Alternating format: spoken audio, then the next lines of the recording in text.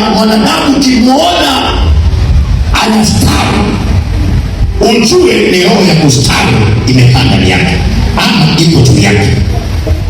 Ukiona anadhoofika, ujue roho ya kudhoofika iko ndani yake inatenda kazi. Kwa hiyo hawezi kujiondoa kwenye ile roho ya kudhoofika mpaka aijue kwamba hapa, hii hali sio ya kwangu, haya maisha sio ya kwangu, hapa kuna kitu kinanikontrol mimi kisicho cha Mungu. Ndio aanze mchakato wa kuikataa roho ya kudhoofika. Unajua, unapoanza kuikataa roho ya kudhoofika, roho ya kustawi inaanza kukuingia. Amen. Halo, Bwana asifiwe. Inaanza kukuingia, inaanza kukuingia. Ngoja nizungumze kitu fulani. Kuna watu hapa mikono yenu imebeba mamilioni ya fedha. Ninyi ni mamilionea, lakini kwa nini hata mkononi wewe ukamata hata milioni 3, 4, 5? Ni kwa sababu roho ya kudhoofika imekukalia. Kwa hiyo roho ya kudhoofika inakufanya uishi kwa mashaka, inakufanya ujidharau, inakufanya ujipuuze, inakufanya ujione si kitu. Nilikuwa naongea na binti moja jana juzi, mgeni alikuja hapa, tunaongea naye. Katika mazungumzo anayozungumza, anasema mimi nauza chapati na vitunguu, lakini hiyo kazi wanafanya usiku, nayo imekaa vibaya. Nikamuuliza umesoma? Akasema nimeisha form 4. Umeisha form 4? Matarajio yako ni nini? Maana kazi mahali hata kufikiria sijaifikiria. Kwa nini? Mimi baba alizali katika tamaa. Lakini ukimcheki sura ni milionea, na hata akisema nauza chapati na vitunguu unakataa mpaka kesho. Kwamba wewe unaonekana tajiri wewe. Na nzuri zaidi ni mchaka. Huko uchangani sio hela zimetokea Misri. Hapa kina sana. Na hapa kina sana. Unaona sana watu wa Kilimanjaro ni watu wa biashara sana. Watu wa Iringa hapa kina sana ni watu wa biashara sana. Ukienda watu wa Korogwe au Tanga huku ni watu, mbona mnacheka? Ni watu wanaopenda mambo ya sanaa, michezo. Wanakuta watu wa Tanga wengi wana michezo. Ukienda kwa watu wa Morogoro, wao ni kilimo sana. Watu wa Mbeya wanapenda kusoma. Unakuta jeshini wengi wao na wakulia wamejaa jeshini. Ukienda huko Kagera, maofisini wamejaa wasomi. Bwana asifiwe sana. Nasema Bwana asifiwe sana. Wasukuma sasa hivi na wenyewe wanaanza kuwa wasomi. Walikuwa si wasomi. Hata historia msukuma ni baba msomi sana.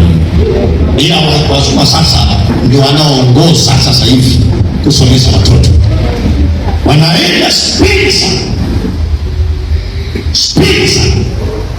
Haleluya, Bwana asifiwe sana. Speed sana. Na kadhalika. Sasa nikamwambia ninaiona nyota ya pesa kwenye mikono yangu. Mama, kwa nini hujawahi omba nafasi ya kazi mahali popote? Anasema nishakikatia tamaa. Nikamwambia shetani ni muongo, nakuombea sasa, nenda kaandike barua. Siku hizi ukienda na cheti kilichoenda shule sana akipendwi. Siku hizi cheti cha form 4 ndio mali, kwa sababu unapoenda na cheti chako cha degree unatishia nafasi za watu. Kwa hiyo unapoingia televisheni tayari wewe ni adui wa watu, kwa sababu mtu apata form 4 amejaa, wewe unataka kufanya nini hapa? Lakini kwa na cheti cha form 4 huyu anatawaliwa, huyu anatawalika wa form 4. Nenda nikamwambia nakwambia ukweli, wewe sio mtu wa chini wewe. Na bahati mbaya wanawake wengi wa sasa wanafikiri baraka za Mungu zinatokea kwa mwanamke, kwa mwanaume.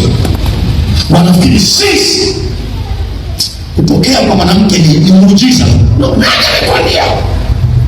Maandiko yanasema heri kwa wawili kuliko kwa mmoja, kwa sababu mmoja akianguka mwingine atafanyaje? Atamuinua. Kwa hivyo Mungu anataka kupitia kwa mwanamke akaleta baraka ndani ya familia. Huwezi kusema mwanaume, kwa sababu kuna wengine mpaka anashindwa kujiombea, wengine wanaombea kwa ume zao. Baba mbariki mume wangu, baba mbariki mume wangu, baba mbariki mume wangu, baba mbariki. Kumbe mume wake ana nyota ya makaratasi, yeye ana nyota ya hela. Kwa sababu mwingine wake mume wake ana nyota ya elimu, yeye ana nyota ya hela, ana nyota ya biashara. Lakini unajikuta unapeleka nguvu zako kwa huyu, hujui na wewe Mungu anaweza kukutumia kubeba familia. Yule binti, hayo maneno yalikuwa kama dawa kwake. Akasema kumbe inawezekana, kumbe inawezekana, kumbe inawezekana. Hawanisikiliza. Wananisikiliza? Kwa hiyo ukimwona mtu ameanza kuchipuka, unaona kabisa, unaona kabisa, unaona kabisa, unaona kabisa, ukiwepo roho ya kustaafu imeanza kuingia. Mimi na vijana wangu hapa, ukimcheki alikuwa na kasati, anafua, anaanika, anafua, anaanika, anafua, anaanika, anafua, anaanika. Na mwanaume kumjua kama na nguo moja ni ngumu. Ni ngumu, kwa sababu sisi rafu matili. Asaba ni rafu matili, kwa hiyo hata namna ya kuvaa hatuonekani sana. Mwanaume anaweza kavaa shati la 60,000 na hakuna mtu anajua kama shati la 60,000. Lakini ndani akivaa kitu cha 40,000, wenzake wote macho umependeza, umependeza, umependeza, umependeza. Sasa walikwepa na kasaka na mwe naga, msiniache baba yenu kukosa ya mfuko, kwa sababu tangu ulikuwa na kasaka kamochi na ulikuwa na wewe kudofika tujana na ile kuombea kwa Mungu na kukufundisha. Leo hii haufikirii chakula ule nini. Nikwambia ukiwa na hela chakula hata kimezeki. Nenda na sausage mbili na Pepsi moja, unasema nenda kulala. Sausage mbili, yes. Hiyo si apita chakula. Ukiwa una hela, hata unataka makande.